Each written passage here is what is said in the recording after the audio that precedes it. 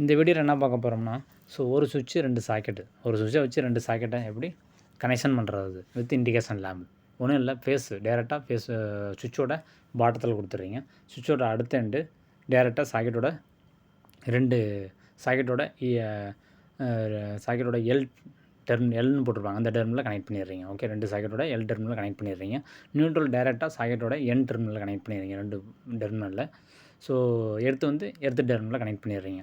So இந்த indication lamp வந்து main அங்கேருந்து ஃபேஸ் வருதில்ல, சுவிட்சோட பாட்டத்தில் கொடுத்துருங்க, அதுலேயும் இன்னொரு நியூட்ரல்லையும் கனெக்ட் பண்ணிடுறீங்க. ஸோ மெயின் ஆன் பண்ணும்போது டேரெக்டாக இண்டிகேஷன் லேம்ப் எரியும். ஸோ எரிஞ்சால் இந்த சுவிட்ச் பாக்ஸில் பவர் இருக்குன்னு அர்த்தம். ஸோ சுவிட்ச் ஆன் பண்ணிங்கன்னா 2 சாக்கெட்டுக்கும் சுவிட்ச் ஆன் பண்ணுறப்ப ஃபேஸ் வந்து 2 சாக்கெட்டுக்கும் போகும். ஸோ நியூட்ரல் வந்து டேரெக்டாக போகும். ஓகே, ஸோ அப்போ வந்து நீங்கள் எந்த லோடு கொடுத்தாலும் ஒர்க் ஆகும். சுவிட்ச் ஆஃப் பண்ணிங்கன்னா நியூட்ரல் மட்டும் தான் போகும், ஃபேஸ் போகாது. ஃபேஸ் வந்து த்ரூ சுவிட்ச் எப்போ சுவிட்ச் ஆன் பண்ணுறீங்களோ அப்போ மட்டும் தான் ஃபேஸ் 2 சாக்கெட்டுக்கு போகும். நியூட்ரல் வந்து டேரெக்டாக போகும். ஆன் பண்ணும்போது நீங்கள் லோடு கனெக்ட் பண்ண